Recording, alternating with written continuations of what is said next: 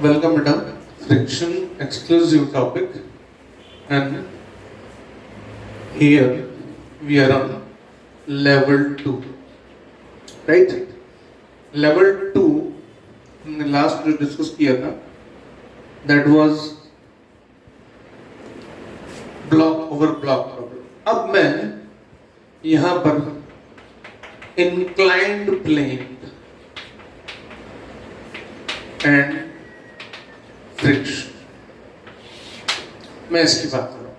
Inclined plane पर object होता है, देयर आर मल्टीपल टाइप्स है ना. अब तक तुम समझ चुके, मैं टाइप्स की बात करता हूँ. अभी मैं सबसे पहले एक सिचुएशन लेता हूँ कि ये एक इंक्लाइंड प्लेन है, एंगल अल्फा, इस पे ब्लॉक रखा हुआ है, मास है, ये प्लेन फिक्स्ड है अभी, और ये इंक्लाइंड प्लेन रफ है, और अभी ये स्टेशनरी है, ये ब्लॉक स्टेशनरी है. क्वेश्चन आता है कई बार कि what is the force exerted by the plane on the block. अब तुम सोचोगे कि ब्लॉक प्लेन पर, तो पहले एक काम करते हैं, इसको सिंपल ढंग से समझते हैं.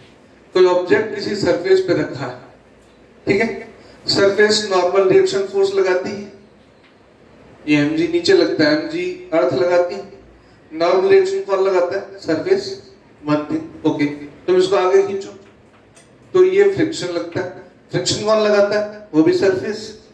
अच्छा, ये दोनों फोर्सेस तुमने स्टार्टिंग में पढ़ा होगा, आई थिंक बोर्ड में जब डेरिवेशन कराते हैं, ये n, ये म्यू n, और फिर एंगल ऑफ फ्रिक्शन निकालते हैं, है ना.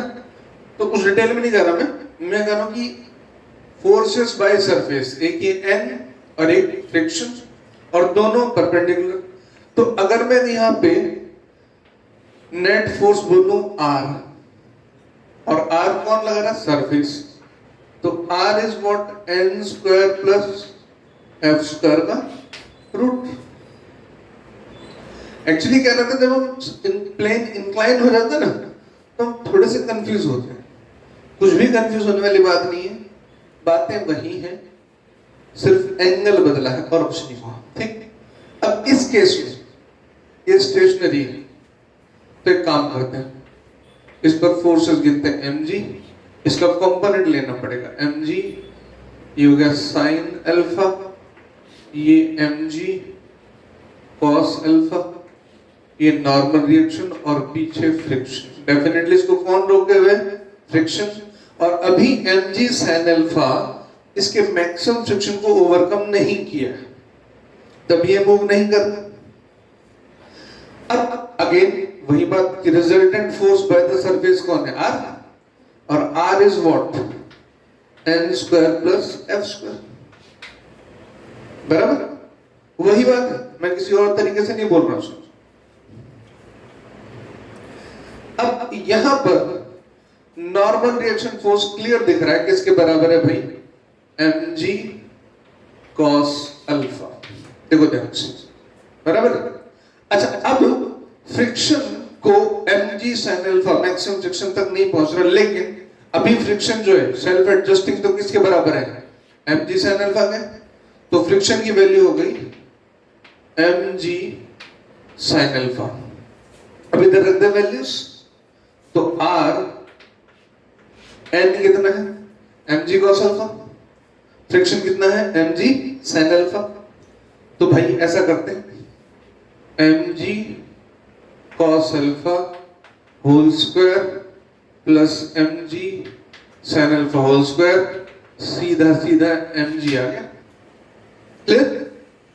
इस सिचुएशन में व्हेन, ये पहला टाइप है, जब इंक्लाइंड प्लेन पर ऑब्जेक्ट रखा है और वो मूव नहीं कर रहा, इंक्लाइंड प्लेन रफ है, मतलब उस पर फ्रिक्शन भी है, राइट. ये पहला टाइप हुआ. दूसरे टाइप की बात करते हैं. दूसरे टाइप में ये है, इतना सा बात सिर्फ इतनी है, मैं थोड़ा यहां लिख देता हूं, जगह कम पड़ी.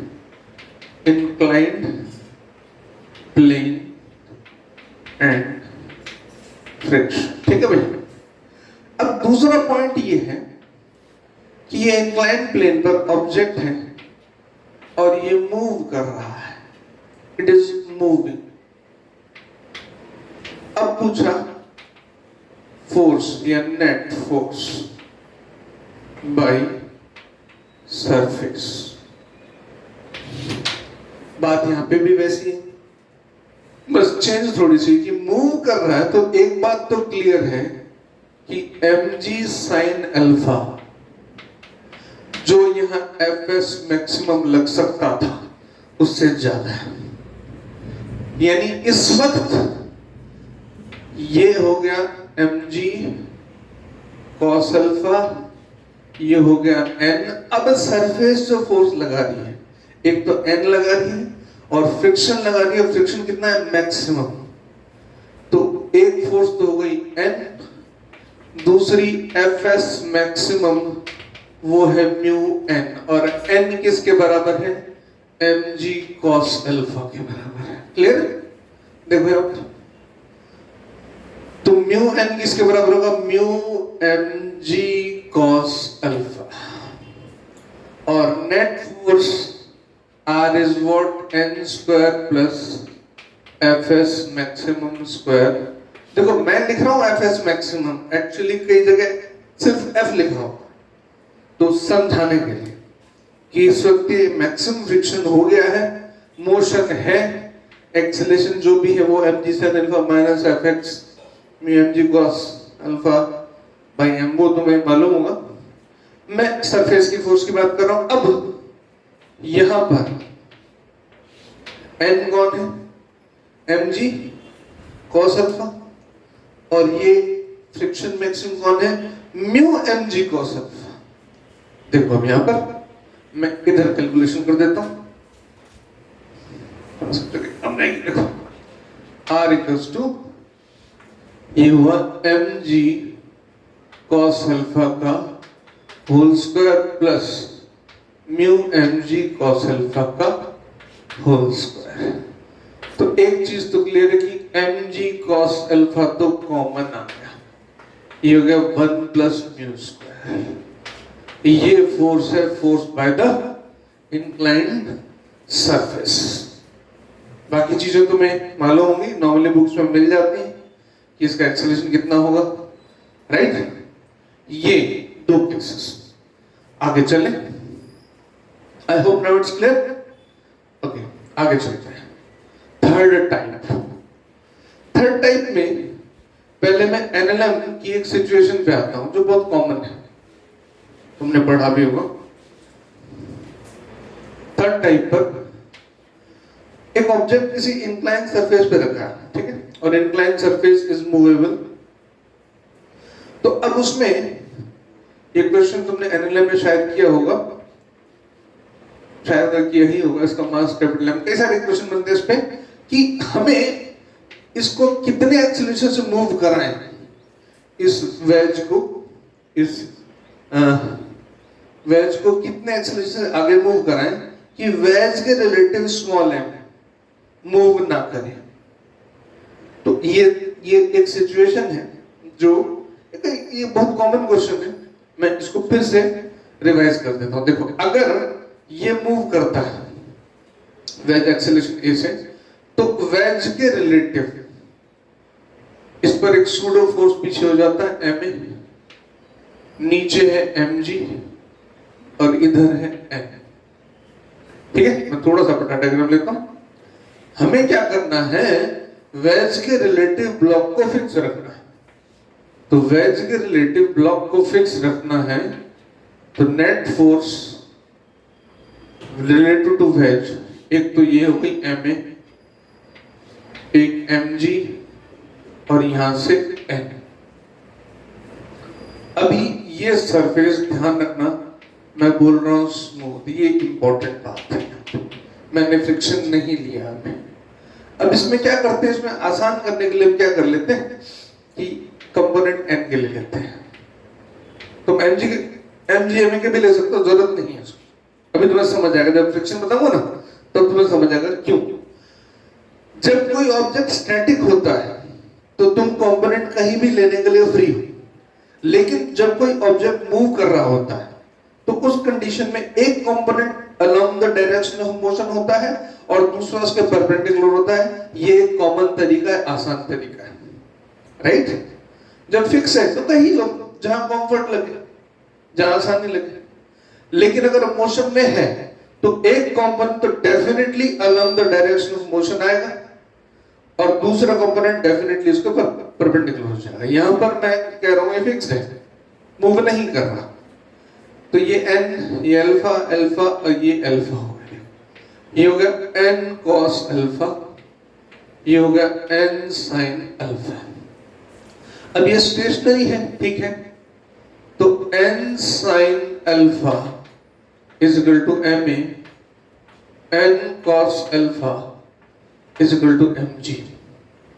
डिवाइड कर दें दोनों को, n sin alpha upon n cos alpha, ma upon mg, ये कैंसिल, ये हो गया tan alpha. tan alpha a by g या a is equal to g tan alpha. ये कॉमन रिजल्ट तुमने एनएलएम में निकाला होगा, राइट? कब? जब ये सरफेस स्मूथ है। अब मैं इसमें कह देता हूं कि सरफेस पे फ्रिक्शन है। यहां तक क्लियर? यानी कि एक्सीलरेशन हमें इस कंडीशन में g tan अल्फा या g tan थीटा जो भी इसका एंगल होता है वो चाहिए होता। अब मैं कह रहा हूं सरफेस कैसी है? रफ है। रफ सरफेस है, उस कंडीशन में तुम इसको कितने एक्सीलरेशन से मूव कराओगे? अब एक और फोर्स ऐड होगी, कौन सी? Friction, right? अब तुम इसको कितने एक्सीलरेशन से मूव कराओ कि ये ब्लॉक वेज के रिलेटिव मूव ना करे। तो यहां पर ऑटोमेटिकली दो कंडीशंस आ सकती हैं कि एक्सेलरेशन अगर जीरो है तो पहली बात तो यहां पे ये होना चाहिए कि ये जो फोर्स इस पे लगेगा, इस क्वेश्चन में बाय डिफॉल्ट पहले एक बात होनी चाहिए कि ये mg sin अल्फा, इधर जो फ्रिक्शन है, फ्रिक्शन बोले तो मेरा fs मैक्सिमम उससे ज्यादा है, ये ऑलरेडी यहां पे चलने को तैयार है। अब हम इस पे एक्सीलरेशन लगाते हैं, इसको मूव कराते हैं। तो मूव कराते हैं तो इसका सूडो फोर्स दो तरीके से काम कर सकता है। हम इसको कितना भी एक्सीलरेशन दे सकते हैं। सपोज एक सिचुएशन ऐसी आती है कि सूडो फोर्स इतना लगता है कि इसको नीचे नहीं आने देता, दोनों केसेस में। और सूडो फोर्स का कंपोनेंट, अब फ्रिक्शन फोर्स के केसेस की बात है। अब यहां जो मैं बात कर रहा हूं वो ये कि सूडो फोर्स या तो फ्रिक्शन को सपोर्ट कर सकता है या अपोज कर सकता है। ये बड़ी इंटरेस्टिंग बात है जो दो केसेस में बता रहा हूं। कैसे? पहले मैं सपोर्ट की कंडीशन लेता हूं। केस फर्स्ट को नाम ही मैं दे रहा हूं सपोर्ट। अब तुम समझना इसका क्या मतलब है। मतलब ये क्या है? नीचे जा रहा है, mg sin अल्फा फ्रिक्शन से ज्यादा है तो ये इसको नीचे ले जा रहा है। हमने क्या करना है कि ma जो सूडो फोर्स आएगी वो किसी तरह से इसको सपोर्ट कर दे और ये रुक जाए, इतना करना है। ओके, ये हो गई ma, ये mg। अब देखो जहां मोशन हो रही है या हो सकती है, अब कंपोनेंट वहां चाहिए। अब इससे काम नहीं चलेगा कि हम कहीं भी ले लें। तो mg का एक कंपोनेंट तो ये आ ही जाता है mg cos अल्फा, ये mg sin अल्फा। ऐसे ही ma का एक कंपोनेंट इधर आ जाएगा। देखो ये अल्फा, ये भी अल्फा, ma cos अल्फा और ये हो गया ma sin अल्फा, ये हो गया n। यहां तो मैं थोड़ा सा कॉम्प्लेक्स लग रहा होगा लेकिन ध्यान से समझो। अब इस सिचुएशन में जो n है वो mg cos alpha plus ma sin alpha के बराबर है। तो fs मैक्सिमम जो कि म्यू n है, अब हो गया mu m g cos alpha plus a sin alpha, थोड़ा सा बड़ा हो गया, राइट? अब ऊपर फ्रिक्शन इतना है, चेंज हो गया, प्लस ऊपर कितना है ma cos अल्फा भी। इस डायरेक्शन में दो फोर्स हो गई, एक ये, इस डायरेक्शन की हमें चिंता नहीं है, इसकी देखो हम ऐसे लेते हैं, ये x और y, y की हमें चिंता नहीं होती नॉर्मली क्योंकि y के अलोंग कोई मोशन नहीं है, तो n इसको बैलेंस कर ही रहा है, बात खत्म हो गई। हमें चिंता है अलोंग x, इस इंक्लाइन के अकॉर्डिंग अलोंग x की हमें चिंता है कि अलोंग x हमें फोर्सेस को बैलेंस करना। अब हमें क्या चाहिए, हमारी नीड है कि mg sin alpha is equal to fs maximum. देखो पहले क्या हो रहा था, mg sin alpha fs maximum को एक्सीड कर रहा था, लेकिन अब इसमें ma cos अल्फा भी आ गया। अच्छा, अब भी एक्सप्रेशन बहुत लंबी है, इसको मैं यही लिख रहा हूं, mg sin alpha fs maximum ये रहा, mu mg cos alpha plus mu ma sin alpha plus ma cos alpha. बहुत लंबी कहानी हो गई, mm सब जगह से कैंसिल करता, ठीक है। हमसे पूछा गया था a यहां पर है, देखो यहां g sin alpha minus mu g cos alpha, इसको इधर लिया, ठीक है भाई। अब यहां देखो a common, mu sin alpha plus cos alpha, ready. अब मैं इधर आ जाता हूं, देखो लास्ट वाले एक्सप्रेशन पे ध्यान दो, इस पे, इस लास्ट वाली एक्सप्रेशन को देखो जरा ध्यान से, g sin alpha minus mu g cos alpha, इधर है a mu sin alpha plus a cos alpha, मैंने a को बाहर ले लिया, यहां से भी अब नेक्स्ट स्टेप में मैं g को बाहर ले लूंगा, तो और ये टर्म नीचे ले आऊंगा, g बाहर sin alpha minus mu cos alpha upon mu sin alpha plus cos alpha, ये आ गया। मैंने तुम्हें स्टार्टिंग में बताया ना, इस तरह की टर्म्स ध्यान रखना। ये डायग्राम क्लियर है, मैं इसको रब कर देता हूं। मतलब मेरे पास a कितना आ गया, g sin alpha minus mu cos alpha,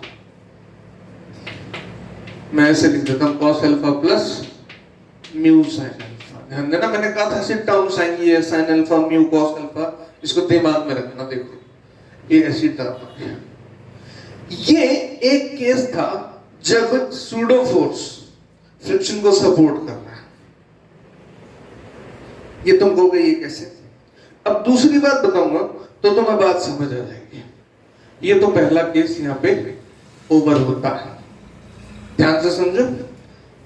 हमने बेंच पे फोर्स लगाया, इसको एक्सेलरेशन दिया, सूडो फोर्स पीछे लगा, सूडो फोर्स का कंपोनेंट इधर गया, इसने फ्रिक्शन को सपोर्ट किया।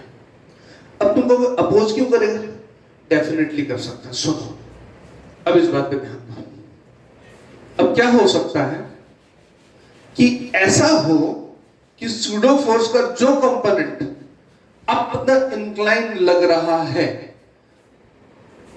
सिर्फ इतनी सी ही बात है कि सूडो फोर्स का जो ये कंपोनेंट है ma cos अल्फा, क्योंकि a की वैल्यू तुम कुछ भी कर सकते हैं, ma cos अल्फा जो अप द इंक्लाइन है वो इतना ज्यादा कर दिया हमने कि अब वो ब्लॉक को ऊपर ले जाना चाह रहा है।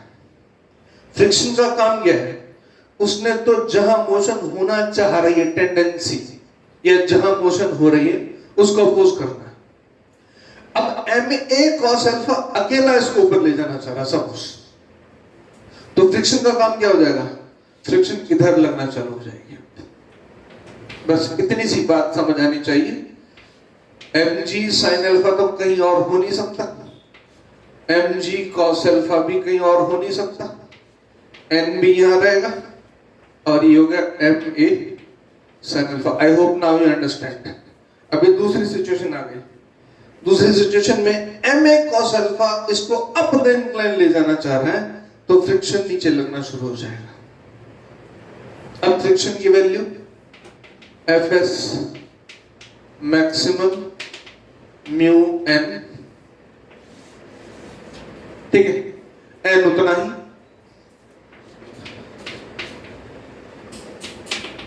म्यू n देखो mg cos alpha plus ma sin alpha. Clear? अब इक्विलिब्रियम किस किस के बीच में होगा? ये और ये। मतलब अब फोर्स कौन सी? Up the incline, ma cos alpha is equal to mg sin alpha. मैं यहां लिखता हूं, पूरी लाइन में आ जाएगा। देखो mg नीचे थी, फ्रिक्शन तो यहां होगा, n इधर हो गया, ma का ही कंपोनेंट है, ma इस तरफ था, ठीक है, एक कंपोनेंट ये चला गया, एक ही चला गया। अच्छा, अब कहानी है ma cos alpha is equal to mg sin alpha plus mu n। ma cos alpha mg sin alpha plus mu n कितना? देखो mu mg cos alpha plus ma sin alpha. हमें ये निकालना है, तो a एक तरफ कर देते हैं, उधर से देखो म्यू ma sin अल्फा इधर आ जाएगा, ma cos alpha minus mu ma sin alpha is equal to mg sin alpha plus mu mg cos alpha. mm cancel हो रहा है सब जगह से, आसान कर देते हैं, यहां से a common, cos alpha minus mu sin alpha is equal to g common sin alpha plus mu cos alpha. Finally a हो गया g sin alpha plus mu cos alpha upon cos alpha minus mu sin alpha. Chronology तुम आराम से समझ सकते हो, वहां ऊपर माइनस था, नीचे प्लस था। अब वो केस जो था, इसमें डिनोमिनेटर कम है तो a ज्यादा होगा, उसमें डिनोमिनेटर छोटा था तो a कम था। तो a की कह सकते हो कि ये मैक्सिमम वैल्यू है और वो मिनिमम वैल्यू थी। I hope you getting from this point.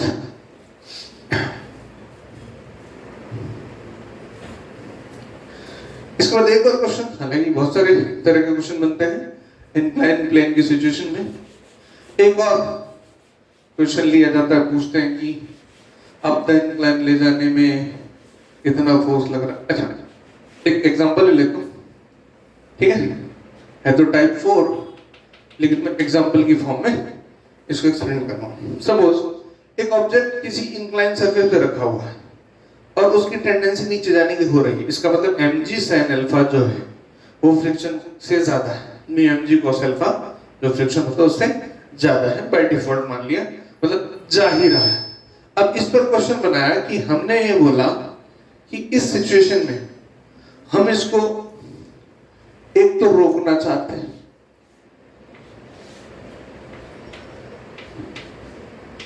हम यहां से फोर्स F1 लगा के इसको रोकना चाह रहे हैं, ठीक है, ये ऊपर धक्का नहीं दे रहे, हमें कम करके इसको ऐसे रोकना है, ठीक है। दूसरी सिचुएशन कहती है कि अगर हम इसको खींचना चाहें, ये रोकना है टू प्रिवेंट स्लाइडिंग, और ये है टू ड्रैग इनफ। अब क्वेश्चन पूछा जाता है, कहा जाता है कि जो F2 है वो F1 की ट्वाइस। पहले तो इस बात को समझो, इस केस में mg sin अल्फा नीचे था, म्यू mg cos अल्फा ऊपर था। सपोज mg sin अल्फा की वैल्यू 10 न्यूटन थी और म्यू mg cos अल्फा की वैल्यू 6 न्यूटन थी, तो एक्स्ट्रा F1 चाहिए 4 न्यूटन रोकने के लिए, बराबर। 10 न्यूटन नीचे mg sin अल्फा, ऊपर mu mg cos alpha 6 Newton, तो एक 4 न्यूटन और लगा देते हैं F1 ऊपर, तो रुक जाएगा। अब दूसरी केस कि हम इसको खींचने ऊपर चाह रहे हैं, तो अब फ्रिक्शन कहां लगेगा, नीचे हो जाएगा। अब फ्रिक्शन mg sin अल्फा के साथ एडअप हो जाएगा, तो डेफिनेटली F2 F1 से ज्यादा हो। इसको मान लो क्वेश्चन ये दे रखा है कि F2 is greater than 2F1, तो म्यू की वैल्यू निकालो या अल्फा की, जो भी। तो यहां तक तुम बात समझे कि इस केस में नीचे फोर्स है mg sin अल्फा, ऊपर फोर्स है म्यू mg cos अल्फा। तो F1 का काम क्या है, F1 किसके साथ है, फ्रिक्शन के साथ। F1 mu mg cos alpha is equal to mg sin alpha. तो F1 यहां से आ जाता है mg sin alpha minus mu mg cos alpha. उसके मामले में क्या है, दोनों चीज नीचे, mg sin अल्फा भी इधर और म्यू mg cos अल्फा भी इधर, ठीक है। तो F2 हो गया, डेफिनेटली F2 जो है यहां पर क्या चाहिए, इन दोनों को मिला के बैलेंस कर ले। F2 is what,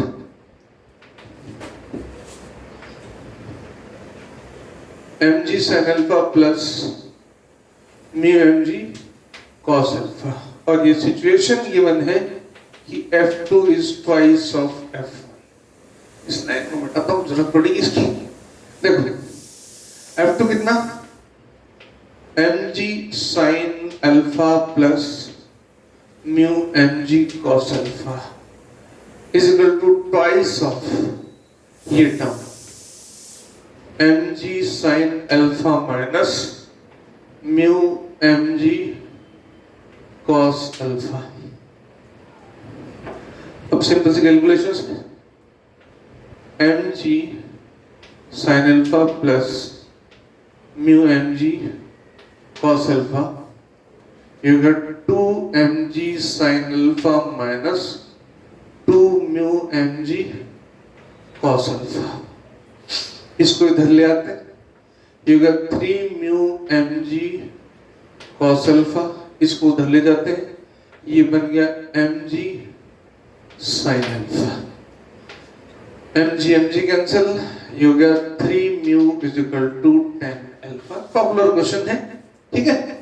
incline plane से कंसर्न ये फ्रिक्शन की बातचीत है, ठीक है। इसके अलावा भी कुछ एक्स्ट्रा एक्सक्लूसिव पॉइंट्स होते हैं लास्ट लेक्चर जो हो सकता है, फिर फ्रिक्शन में तुम्हें कहीं कोई प्रॉब्लम नहीं आने वाली, ठीक है बेटा। Thank you.